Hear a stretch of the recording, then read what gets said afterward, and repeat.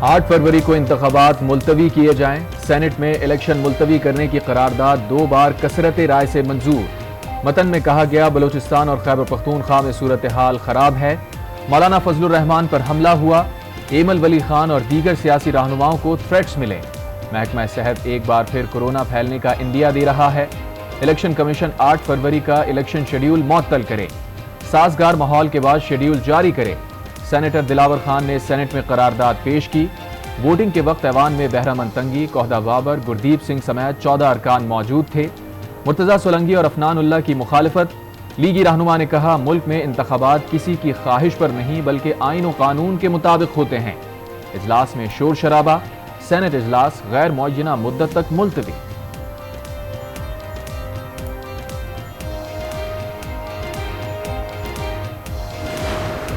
बिलावल साहब, ये जो सेनेट में करारदाद आई है इस पे क्या कहेंगे? सेनेट में इलेक्शन इल्तवा की जो करारदाद मंजूर सेनेट में इलेक्शन इल्तवा की करारदाद की मुखालफत न करने पर पीपल्स पार्टी का एक्शन। सेनेटर बहरामन तंगी को शो कॉज नोटिस जारी कर दिया। इलेक्शन होंगे, इलेक्शन मुलतवी करने की करारदाद पर chairman people's party Bilawal Bhutto का मुख्तसर रद्द अमल। रहनुमा पीपल्स पार्टी शेरी रहमान कहती हैं बिलावल ने वाजे किया कि हम इलेक्शन में ताखीर नहीं चाहते। हम वजीर आजम के उम्मीदवार का ऐलान भी कर चुके हैं। पीपल्स पार्टी ने करारदाद की हिमायत नहीं की है। चोर दरवाजे से करारदाद लाना और मंजूर होना ऐवान बाला की तौहीन है। इलेक्शन मुलतवी कराने की ख्वाहिश पूरी नहीं होगी। नून लीग भरपूर मुखालफत करेगी। एक लम्हा भी इलेक्शन में इल्तवा नहीं होने देंगे। लीगी रहनुमा जावेद लतीफ का ऐलान। मैंने 2-3 दफ़ा चेयरमैन साहब से गुजारिश की कि मुझे बोलने दिया जाए, लेकिन उन्होंने मुझे बोलने नहीं दिया। इलेक्शन कमीशन ने जो ऐलान किया हुआ है, जिस तारीख का हम उसके पीछे खड़े हैं, तो इस वजह से मेरे पास और कोई गुंजाइश नहीं थी कि मैं इस करारदाद की मुखालफत करूं। ऐवान बाला में इलेक्शन इल्तवा की करारदाद में दलाइल देने का मौका नहीं मिला। इलेक्शन की तारीख देना, तब्दील करना इलेक्शन कमीशन का इख्तियार है। निगरान वफाकी वजीर इत्तलात मुर्तजा सोलंकी कहते हैं करारदाद के अंदर जो मसाइल बयान किए गए वो हकीकी मसाइल हैं। हम किसी आईनी इदारे के मामलात में मुदाखलत नहीं कर सकते। सिक्योरिटी की फराहमी, मौसम और दीगर मसाइल का ख्याल रखना हुकूमत की जिम्मेदारी है।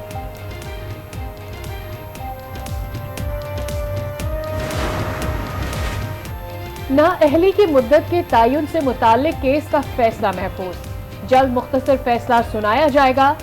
चीफ जस्टिस की सरबराही में सुप्रीम कोर्ट के 7 रुकनी लार्जर बेंच ने अटॉर्नी जनरल, दरखास्त गुजार और अदालती माविनीन के बयानात सुनने के बाद फैसला महफूज किया।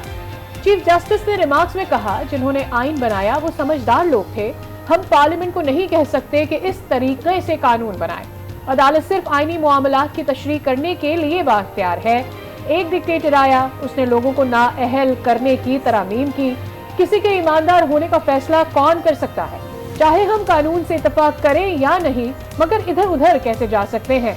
जस्टिस मंसूर ने कहा जब तक डिक्लेरेशन का मामला हल नहीं होता हम इससे आगे नहीं जा सकते। अटॉर्नी जनरल ने कहा समीउल्लाह बलोच केस में ताहियात नाअहली का फैसला दुरुस्त नहीं। सुप्रीम कोर्ट ने ताहियात नाअहली केस में आइन की तशरीह गलत की। सुप्रीम कोर्ट तयन करे कि सियासतदानों की अहलियत की डिक्लेरेशन किसने देनी है।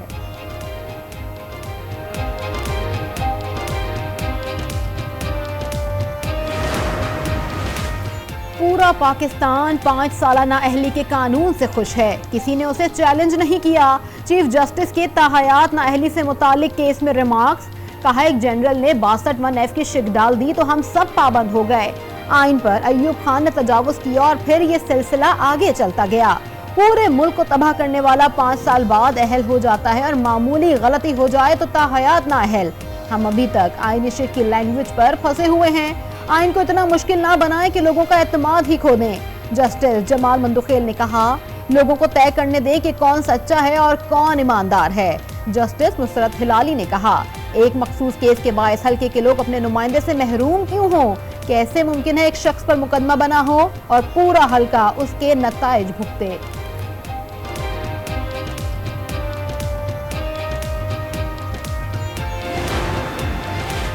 इलेक्शन ट्रिब्यूनल से पीटीआई को बड़ा रिलीफ मिल गया। शाह महमूद कुरैशी को NA 214 उमरकोट से इलेक्शन लड़ने की इजाजत मिल गई। जैन कुरैशी के भी कागजात नामजदगी मंजूर।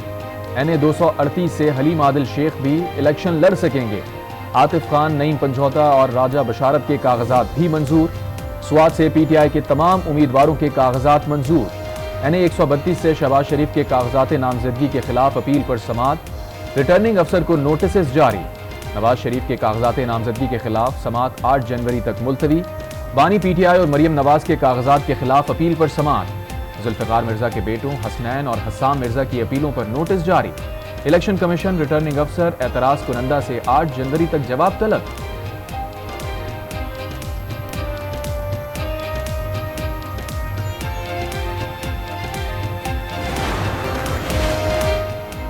मुल्तान में शहीद जुल्फिकार अली भुट्टो के यौम पैदाइश की तकरीब। साबिक सदर आसिफ अली जरदारी और दीगर की शिरकत। सालगिरह का केक काटा गया। तकरीब में जियालों के वजीर आजम बिलावल के नारे। बिलावल भुट्टो का लाहौर में खवातीन वर्कर्स कन्वेंशन से खिताब। कहा पीपल्स पार्टी अशराफिया की नहीं अवाम की जमात है। कामयाब होकर अवाम से किए गए तमाम वादे पूरे करेंगे। कराची में गुरु मंदिर, चौरंगी और नुमाइश के अतराफ बदतरीन ट्रैफिक जैम।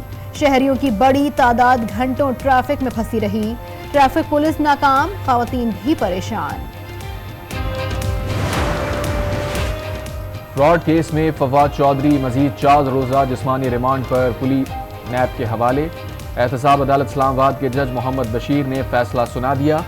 फवाद चौधरी को 9 जनवरी को दोबारा अदालत में पेश करने का हुक्म।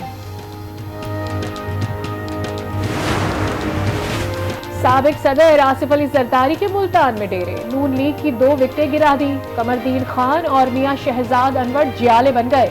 दोनों रहनुमाओं को पार्टी टिकट की यकीन दहानी करा दी। कमरदीन खान PP 259, मियां शहजाद PP 258 से इलेक्शन लड़ेंगे। लोग कहते हैं वजीर आजम बनने के बजाय बड़े सूबे का वजीर आला बन जाएं। इसहाक डार का सेनेट के इजलास में इजहार ख्याल।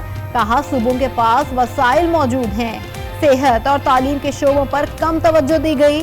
सूबे मिलकर वफाक के साथ तय करें और तालीम और सेहत के शोबे में हौसला अफजा रकम खर्च करें। IMF की शराइत और तजावीज़ पर अमल दरामद जारी। FBR की तंजीम 9 की मंजूरी को हतमी शक्ल दे दी गई। ज़राए के मुताबिक तंजीम 9 की मंजूरी वजारत खजाना की समरी पर SIFC ने दी। हतमी मंजूरी काबीना इजलास में लिए जाने का इम्कान। मंजूरी के बाद 8 मेंबरान पर मुश्तमिल बोर्ड FBR के मामलात देखेगा।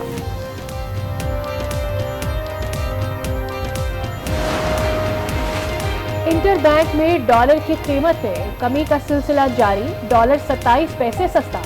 डॉलर 281 रुपए 40 पैसे का हो गया। पाकिस्तान स्टॉक एक्सचेंज 100 इंडेक्स में 124 पॉइंट्स की कमी। इंडेक्स 64,514 पर बंद। सोना फी तोला 1200 रुपए सस्ता। कीमत 2,17,000 तोला हो गई। यहाँ पे दुनिया एनर्जी के दूसरे तरीकों की तरफ मूव ऑन कर रही है। हम उसी लोड शेडिंग वाले मसले में फंसे हुए हैं। लोड शेडिंग बार बार हो रही है, लेकिन ये है कि बुजुर्गों के लिए बहुत मसला होता है। सुबह मॉर्निंग में ये स्मोक की वजह से भी काफ़ी इश्यूज आ रहे हैं। 8 से 12 घंटों की बिजली के बंदिश से शहरी बिलबिला उठे। बिजली आती नहीं पर कीमतें रोज बढ़ जाती हैं। शहरियों का रद्द अमल। बिजली बहरान से फैसलाबाद की छोटी सनतें शदीद मुतासिर। लोड शेडिंग ने मजदूरों को फाका कशी पर मजबूर कर दिया। 2 वक्त की रोटी का हुसूल भी मुश्किल। ਇਹਦੇ ਵਿੱਚ 6-7 ਘੰਟੇ 8 ਘੰਟੇ ਲਾਈਟ ਲੈ ਜਾਂਦੀ ਆ ਤੇ ਸਾਨੂੰ ਦੱਸੋ ਵੀ ਅਸੀਂ ਕਿੱਧਰ ਜਾਈਏ। ਮਜ਼ਦੂਰ ਹੀ ਪਿਸ ਰਿਹਾ, ਜਿੱਧਰੋਂ ਵੀ ਪਿਸ ਰਿਹਾ ਵਾ। ਘਰ ਨਿੱਕੇ ਨਿੱਕੇ ਬਾਲ ਬੱਚੇ ਆ, ਕਿਰਾਏ ਦੇ ਮਕਾਨ ਆ, ਤੁਸੀਂ ਆਪੇ ਹਿਸਾਬ ਲਾ ਲਓ ਤੇ ਲਾਈਟ ਬੰਦ ਹੁੰਦੀ ਤੇ ਸਾਨੂੰ ਕੀ ਬਚਣਾ। गैर कानूनी अफगान बाशिंदों की वतन वापसी का सिलसिला जारी। गुज़िश्ता रोज 1138 अफगान शहरी वापस चले गए। अब तक वापस जाने वालों की तादाद 4,59,184 हो गई। ना बिजली जाने का डर और ना गैस प्रेशर का दुख। बैलगाड़ी और खेत में हल चलाते किसान। शोर शराबे से दूर देहात की सादा जिंदगी। लेकिन अब सोना उगाने वाले मेहनत कश भी खाद ना मिलने से परेशान है, क्योंकि इनकी जिंदगी का दारोमदार ही लहलहाती फसलों पर है। साल 2023 में रेस्क्यू 1122 को मिलने वाली जाली कॉल्स का सिलसिला न रुक सका। 5,11,374 फोन कॉल्स मौसूल हुई। 2,59,189 गैर जरूरी और फेक कॉल्स थीं।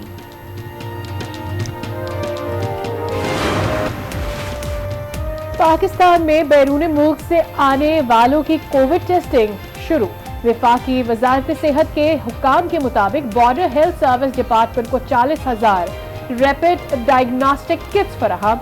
सिंध में कोरोना के नए वेरिएंट का कोई केस सामने नहीं आया। तर्जुमान महकमा सेहत के मुताबिक कोविड का नया वेरिएंट खतरनाक नहीं है।